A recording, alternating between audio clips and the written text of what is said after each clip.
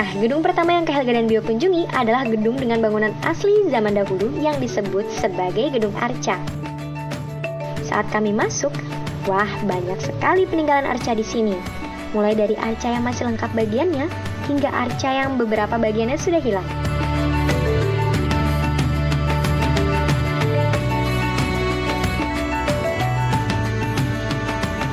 Yuk, itu Mbak Disti. Halo Disti, selamat pagi. Akhirnya kita sampai di sini. Alhamdulillah banget udah bisa main ke museum. Ini siapa? Helga, ini sama Bio nih.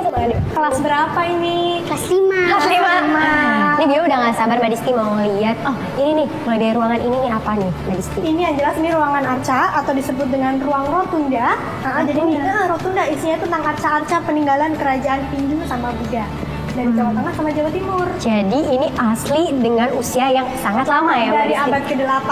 Yang arca-arca di sini boleh dipegang? Arca di sini nggak boleh dipegang sayang. Soalnya kan usianya udah tua banget ya, udah dari abad ke-8. Yang kedua yang paling penting tangan kita. Tangan kita kan suka keringetan tuh. Keringet rasanya apa? Rasanya gimana? Asin gitu ya. Nah, asin itu bisa zat garam kan, berarti ada zat garamnya. Kalau menyentuh koleksi, zat garam bisa merusak koleksi. Oh gitu. Memang nggak boleh dipegang. Jadi dipegang pun tidak boleh. Aku mau ngelihat benda-benda yang di sini nih. Oke. Arca pertama yang kami lihat adalah Ganesha. Di dalam agama Hindu, Ganesha termasuk salah satu dewa yang paling populer. Ganesha adalah dewa berkepala gajah. Ganesha merupakan dewa ilmu pengetahuan. Ciri utama Ganesha adalah memiliki belalai yang sedang mengisap isi mangkuk dalam genggaman tangan depannya. Isi mangkuk itu diibaratkan pengetahuan yang tidak pernah habis.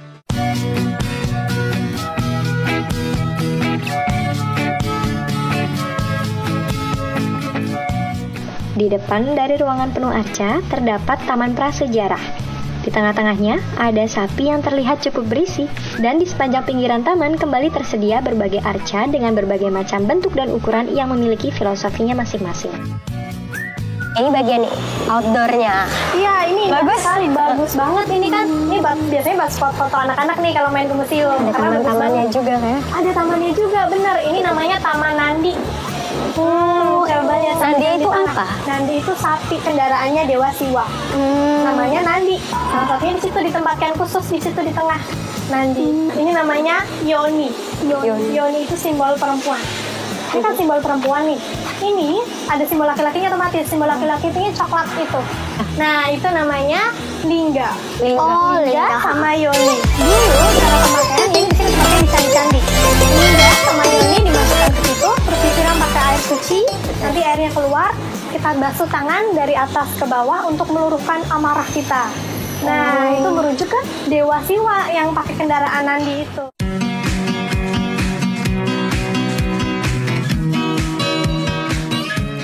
Di area taman dipamerkan koleksi batu dari berbagai bentuk yang mencerminkan masa megalitik. Oh iya teman-teman, tahu megalitik? Megalitik berasal dari kata mega berarti besar, dan litos berarti batu sehingga megalitik berarti bangunan dari batu besar. Masa megalitik adalah masa transisi antara masa akhir bercocok tanam dengan masa awal logam.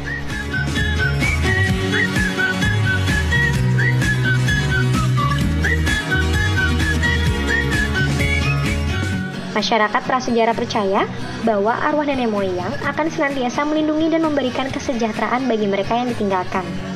Oleh karena itu, untuk menghormati orang yang sudah meninggal, biasanya didirikan bangunan dari batu besar yang berfungsi sebagai wadah dan lambang orang yang sudah meninggal.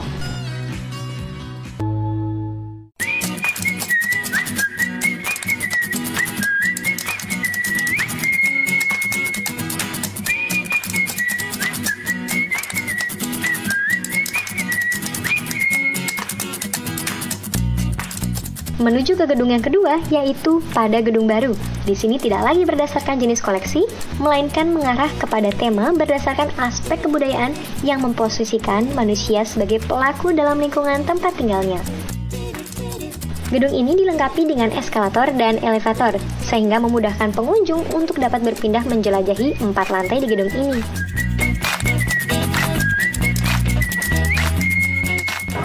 Wah, Mbak Diski, ini kayaknya suasananya lebih berbeda nih. Di ruangan ini apa, Mbak Diski? Kita ada di Gedung Baru Museum Nasional, ada 4 lantai. Kalau tadi kan kita cuma 1 lantai aja ya. Ini kita ada 4 lantai. Lantai pertama, lantai kedua, lantai ketiga, dan lantai keempat. Isinya tentang kerangka unsur-unsur kebudayaan. Wah, kalau tentang etnik-etnik yang ada di Indonesia, tapi per tema. Jadi kalau lantai 1 nih, Bio lihat, itu ada manusia purba. Mereka lagi mencoba bekerja sama untuk bikin api. Iya, dan mereka belum punya rumah. Mereka tinggalnya masih di alam bebas, ya kan? Iya. Terus nanti lantai kedua kita lihat prasasti, orangnya udah mulai pintar nulis. Lantai 3 mulai ada rumah-rumah adat. Lantai pertama diisi oleh tema manusia dan lingkungan, termasuk berbagai jenis manusia purba yang ditemukan di Indonesia. Dilengkapi dengan gambaran kehidupan real atau berdasarkan ilustrasi asli, museum ini mencoba menegaskan pentingnya Indonesia sebagai salah satu pusat kehidupan manusia pada masa lampau.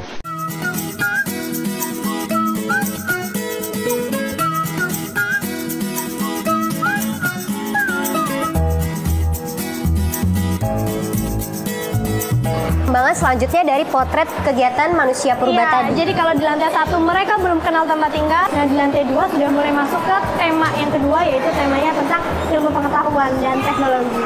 Kita lihat itu media batu tulis yang pertama.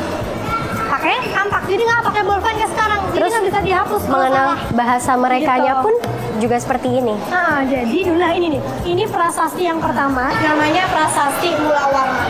Ini replika atau? Ini asli sayang. Asli. Jadi ini asli dan ini tulisan-tulisan ini memang asli ditulis dari manusia purba itu. Ini pakai bahasa Sanskerta, hurufnya huruf Pallava, abad ke-5. Ini menceritakan tentang Raja Mula Warman dari Kerajaan Kutai sebagai the greatest king. Mulai dari kakeknya Kudungga, ayahnya Aswawarman, sampai Raja Mula Warman itu sendiri. Dio, ini asli Dio. Semua yang ada di belakang itu prasasti semua. Semua menceritakan tentang hal-hal yang harus dipatuhi oleh masyarakat setempat.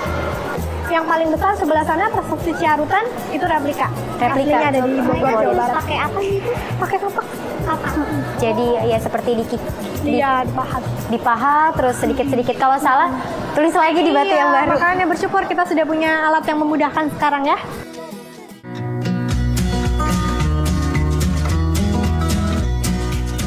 Lantai kedua di sini memperlihatkan kejayaan peradaban ilmu, pengetahuan, dan teknologi Indonesia di masa lalu.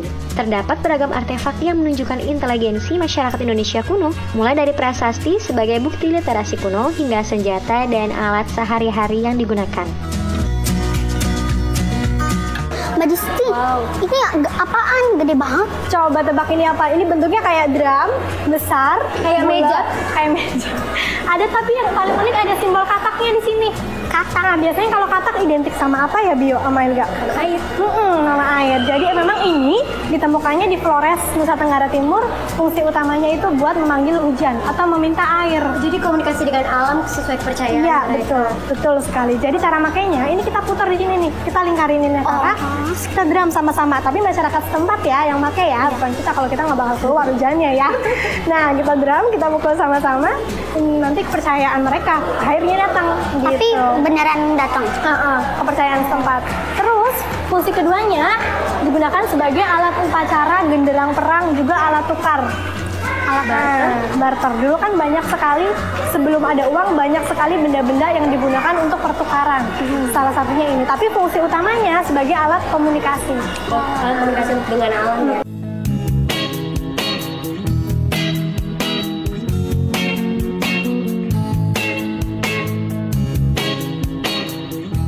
Nah, sekarang kita ada di lantai 3. Tadi kan di lantai 2 udah lihat prasasti yang batu tulisnya, udah lihat alat transportasi juga, kapal. Dan di lantai 3 nanti kita akan lihat pola pemukiman sama organisasi sosial. Jadi masyarakatnya udah lebih pintar lagi. Mereka udah tahu rumah-rumah adat, udah tahu bagaimana cara berorganisasi, memproduksi sesuatu. Mereka udah mulai tahu di sini. Potret perkembangan dari tahap awal sampai ini yang lanjut kedua. Ayo, Yuk kita lihat yuk. Yuk.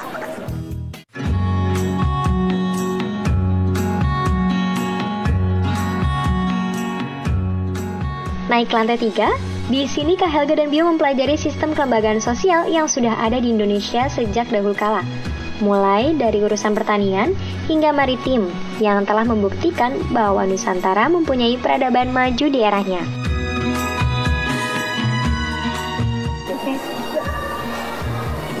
Mbak Disti, apa ini? Nah, ini namanya sesako. Kayak ada dragon-dragonnya gitu. Ada dragonnya, ada banyak motif binatang juga di dalamnya. Ini sebenarnya digunakan untuk sandaran atau hiasan bangku yang digunakan untuk pengukuhan atau pelantikan kepala suku di Lampung. Pakai upacara namanya upacara papadon. Gede banget ya. Jadi duduk bersimpuh tuh di sini, nanti dia dilantik jadi kepala suku. Nah, ini motif-motifnya kayak ada motif-motif Jawa yang mempengaruhi masyarakat Lampung pada saat itu. Terus ini makanya ada bentuk ada orangnya sebagai pemimpin ya. Terus ada lingkaran juga. Ada lingkaran juga, ini kayak simbol kekuasaan gitu. Ini diperkirakan abad ke-16 sampai abad ke-17 Masehi. Dan yang paling pentingnya lagi, masyarakat Lampung percaya ada ular gaib yang menjaga kursi ini. Kan kalau dulu kan agama sama kebudayaan ngeblend ya jadi satu ya. Nah, ini salah satunya gitu.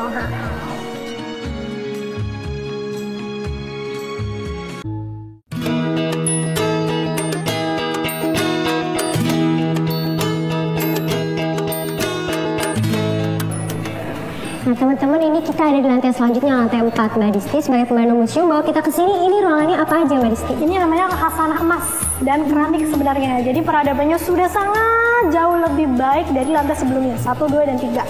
Nanti kita masuk ke dalam, kita lihat koleksi emas yang berasal dari kerajaan Hindu-Buddha sama Kesultanan Islam. Gitu. Jadi ada 2 gang di dalam, ada 2 pet di dalam. Yang pertama kerajaan, nanti yang pet kedua, nah itu ada singgasana kursi. Nah, itu tentang emas-emas kesultanan yang diturunkan dari sultan ke anaknya, turun-temurun, diwariskan. Jadi sebelumnya untuk lebih jelasnya kita masuk dulu, kita lihat seperti apa dan bagaimana kok koleksi emasnya bisa ada di Museum Nasional sih. Kok emasnya nggak diperjualbelikan? Kok emasnya boleh dikoleksi? Kenapa alasannya? Pasti ada ya. Yuk kita masuk ke dalam. Yuk.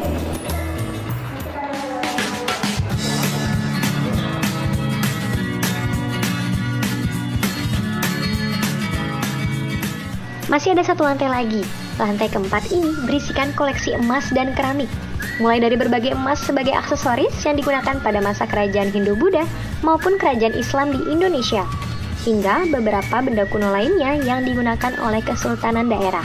Ini deh, sebelah sini. Kesultanan berarti kerajaan Islam ya? Iya kan Indonesia itu punya lebih dari 17.000 pulau, tapi 5 pulau utamanya Kalimantan, Sulawesi, Maluku, Jawa, Sumatera, sama Papua. Cuma yang selain Papua itu masih punya sistem kerajaan. Masing-masing kerajaan itu ada hubungan diplomatik sama orang luar negeri. Nah, ini salah satu benda-benda yang didapat dari hubungan diplomatik, hadiah, sama warisan turun-temurun. Ada mahkota, ini tempat pekinangan, mahkota sultan. Minang dari Banten, kerisnya juga. Yang ini dari Madagaskar. Ini ditemukan semuanya dari abad 16 sampai 20 Masehi.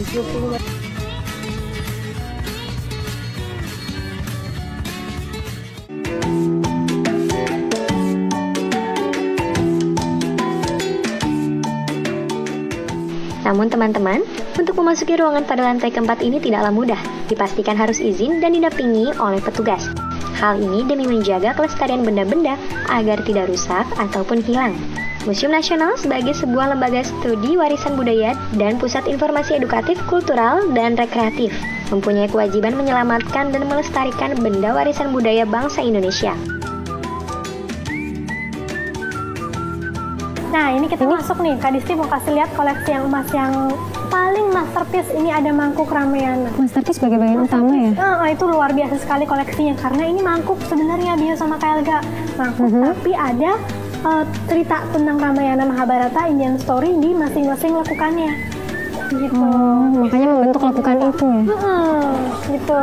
Nah, itu yang sebelah sana, itu perhiasan-perhiasan, ada kelat bahu, ada cincin, ada anting-anting. Itu tuh seperti gambar yang di situ digunakan tuh. sama Kertarijasa Arca itu. Ini nih.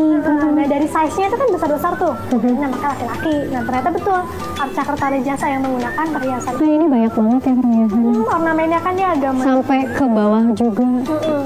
Ada gayung, ada tas jimat, ada kalung juga. Jadi beberapa alat-alat benda-bendanya memang dibuat dari emas. Dan ini salah satu bukti perunggu yang terpendam 1,5 meter di dalam tanah, di mana di dalamnya itu terdapat koleksi-koleksi emas yang ditemukan. Di dalamnya banyak perhiasan ya. Ini salah satunya. Sisanya kita simpan di Balai Pelestarian Benda Purbakala di Yogyakarta. Salah satunya di museum, sisanya di sana. Oke. Gitu. Yuk. Lanjut.